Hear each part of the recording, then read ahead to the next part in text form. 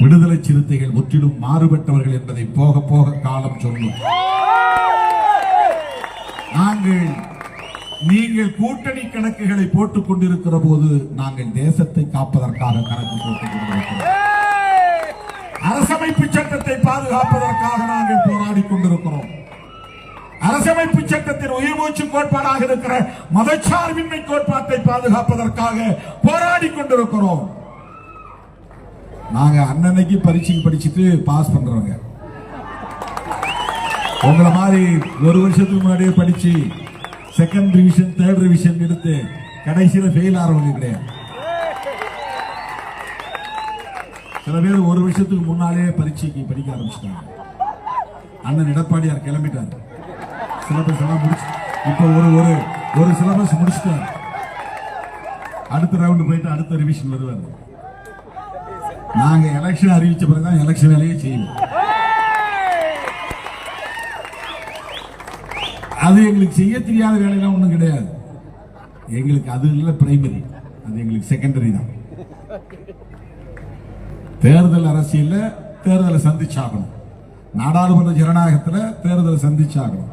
ஆனா யாரோட நின்று நாங்கள் சந்திக்கிறோம்? மதச்சார்பின்மை கருத்தை ஆதரிக்கிற கட்சி திமுக, மதச்சார்பின்மை கருத்தை ஆதரிக்கிற கட்சி காங்கிரஸ், மதச்சார்பின்மை கோட்பாட்டை ஆதரிக்கிற கட்சிகள் இடதுசாரி கட்சிகள். மதச்சார்பின்மை கோட்பாட்டை பாதுகாக்க வேண்டும் என்கிற அணி ஒரு புறம், மதச்சார்பின்மையை சிதைப்போம் என்கிற அணி ஒரு புறம். இந்தியாவில் இரண்டே அரசியல் பிரிவுகள் தான், ஒன்று செக்யூலர் போர்சஸ், இன்னொன்று நான் செக்யூலர் அல்லது anti secular forces. Anti secular forces, anti secular யார் என்றால் பிஜேபி, ஆர்எஸ்எஸ், ஏடிஎம்கே அன்கோ, அவங்க கூட யாரெல்லாம் இருக்கிறாங்க. சில பேர் இன்னும் முடிவே எடுக்காம இருக்கிறாங்க. நாம ஏற்கனவே முடிவு எடுத்துட்டோம், 6-7 வருஷத்துக்கு முன்னாடியே முடிவு எடுத்துட்டோம். இன்னொருத்தர் சொல்றார், இந்த கூட்டணியில் அங்க வைக்கிற விடுதலை சிறுத்தை கட்சி சொல்றார். அவர் உதாரணத்தை இன்னைக்கு பத்திரிகையில் பார்த்தேன். எடப்பாடி பழனிசாமி அடுத்த வருஷம் வருகின்ற தேர்தலுக்கு இப்பவே படிக்க ஆரம்பிச்சிட்டாருங்கிறார். அதுக்கு மேல சொல்றாரு, நாங்கெல்லாம் அன்னைக்கே படிச்சு அன்னைக்கே பரீட்சை எழுதுவோம்னு சொன்னார். அப்படியே பையன் எழுதுறாங்க. ஒரு டிகிரி படிக்கணும்னா 3 ஆண்டு ஆகும். அந்த டிகிரி படிக்கிற பையன், அந்த பட்டப்படி படிக்கிற பையன் குறிப்பிட்ட நாள் கல்லூரிக்கு போனா தான் எலிஜிபிள் பரீட்சை எழுதுறதுக்கு. அங்க இருக்கிற பல்கலைக்கழகம் அனுமதிக்கும். அது கூட தெரியாது இப்படி பேசுறாரு. தயவு செய்து திரு விடுதலை சிறுத்தை கட்சியோட தலைவர் அவர்களே, மாணவர்களை நீங்க இணைக்காதீங்க. நீங்க வேற ஏதாவது உதாரணம் சொல்லுங்க, நான் வேண்டாங்களே. ஏதாவது அன்னைக்கு படிச்சுட்டு போய் பரீட்சை எழுத முடியுமா? முடியுமா? அப்புறம் எதுக்கு வாத்தியார் திறந்தானு அவருக்கு சொல்லி கொடுத்துட்டு இருக்காங்க. வேணுமெனே திட்டமிட்டு மாணவர்களையும் தவறான பாதைக்கு அழைத்து செல்லாதீர்கள். அவர் தினந்தோறும் படிச்சுட்டு இருக்கிறாங்க. தினந்தோறும் படிச்சாதான் கடைசியில் முழு பரீட்சை வருகின்ற பொழுது முழுமையான தேர்வு எழுதி அதிக மதிப்பெண் பெற்று வெற்றி பெறுவாங்க. அதுபோல் அனைத்து இந்திய அண்ணா திராவிட முன்னேற்ற கழகம் தமிழ்நாட்டில் இருக்கின்ற 234 தொகுதியிலும்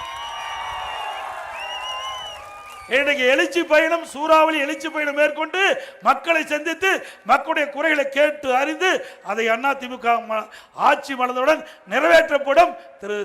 திருமாவளவன் அவர்களே, மக்களை சந்திப்பது தவறா? மக்களை சந்திப்பது தவறா? அது அப்படித்தான் அவர் சொல்றாரு. நான் போய் ஊர் ஊரா போய் மக்களை சந்திச்சுட்டு இருக்கிறேன். இவரு ஒரே இடத்துல இருந்து ஒரே நாள்ல பரீட்சை எழுதி பாஸ் பண்றாரு. எப்படி இப்படிப்பட்ட கட்சியெல்லாம் கூட்டணியில் அங்கம் வைக்குது திமுகவில்? இவரெல்லாம் ஓட்டு போட்டு தேர்ந்தெடுத்தா மக்களுக்கு நன்மை செய்வாங்களா? மக்களை பார்க்க கூடாது என்று சொல்லுகின்ற ஒரே கட்சி விடுதலை சிறுத்தை கட்சி தான். ஏன் அவர் என்ன சொல்லியிருக்கிறார்? பரவாயில்ல, எடப்பாடி பழனிசாமி ஊர் ஊரா போய் மக்களை சந்திக்கிறாரு, மக்களுடைய பிரச்சனை பார்க்கிறாரு அப்படின்னு சொல்லியிருந்தா வரவேற்கலாம். ஆனா நான் தமிழ்நாடு முழுவதும் எழுச்சி சுற்றுப்பயணத்தை மேற்கொள்கின்ற பொழுது வேண்டுமென்றே திட்டமிட்டு ஒரு தவறான அறிக்கை வெளியிடுறீங்களே, இதுல என்ன நியாயம்? மக்களை பார்ப்பதுக்கு தானே கட்சி வச்சிருக்கிறோம். ஒரு ஆட்சி வந்தா மக்களுடைய பிரச்சனை எப்படி தெரிஞ்சுக்கிறது? அந்தந்த ஏரியாவுக்கு போனா தான், அந்தந்த தொகுதிக்கு போனா தான் அந்த தொகுதி மக்களுடைய பிரச்சனையை அறிஞ்சு ஆட்சிக்கு வந்த பிறகு அதற்கு ஏற்றவாறு அந்த தொகுதி மக்களுடைய பிரச்சனை தீர்க்க முடியும். தயவு செய்து தெரிஞ்சுக்கிட்டாவது பேசுங்க.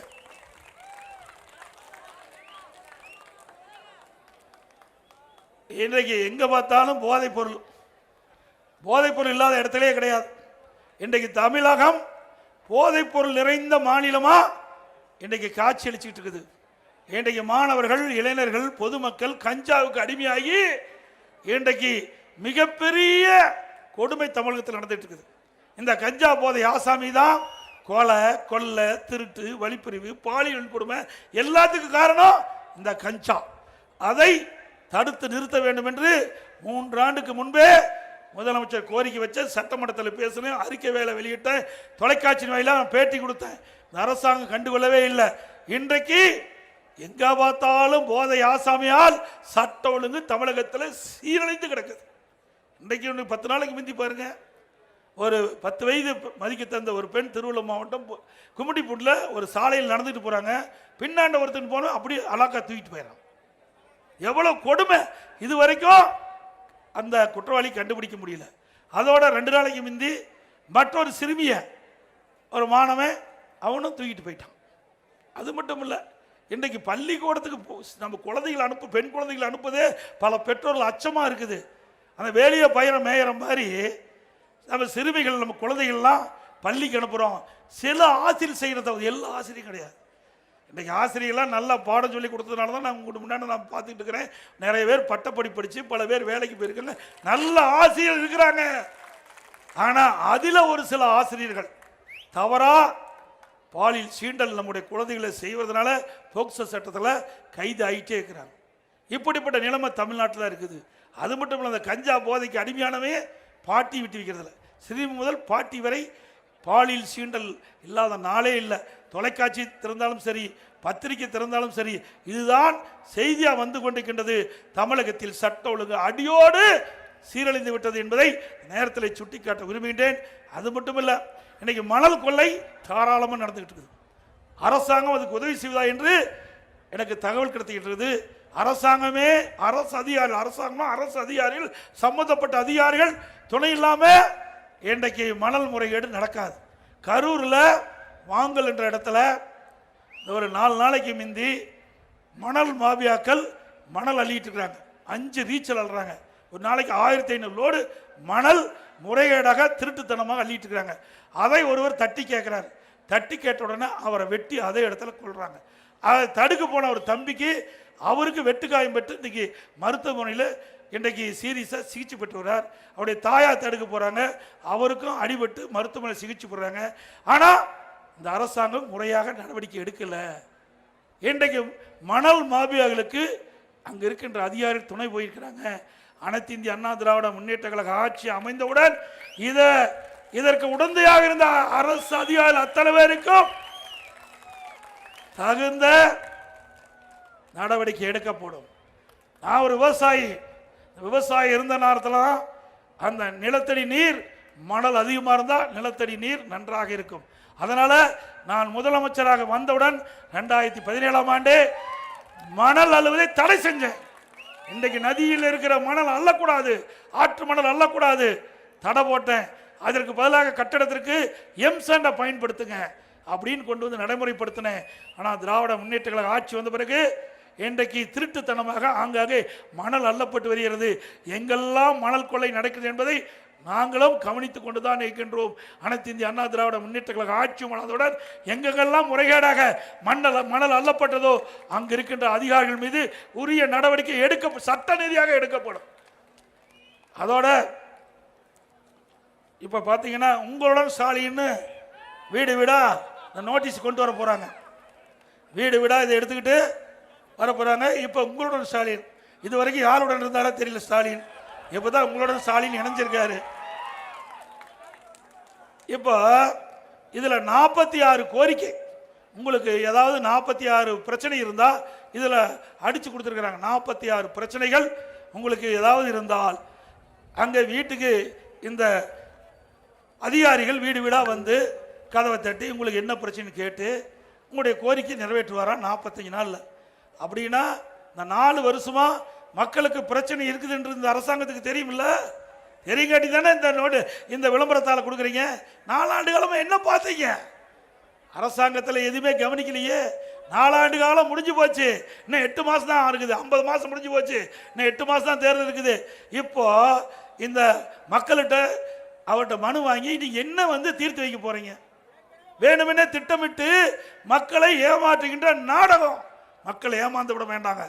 அது மட்டும் இல்லை, ஏற்கனவே இங்கே சொன்னாங்க, நாங்கள் அதிமுக ஆட்சி இருக்கும்போது திரு ஸ்டாலின் எதிர்க்கட்சி தலைவராக இருந்தார். அப்போ ஊர் ஊராக போனார். நம்ம மக்களும் ஆகா திரு ஸ்டாலின் நம்ம ஊருக்கு வந்துட்டாரு, நம்ம மக்கள் நம்முடைய பிரச்சனைலாம் தீர்ந்து போயிருன்ட்டு அவர்களும் மிக மகிழ்ச்சியோடு இருந்தாங்க.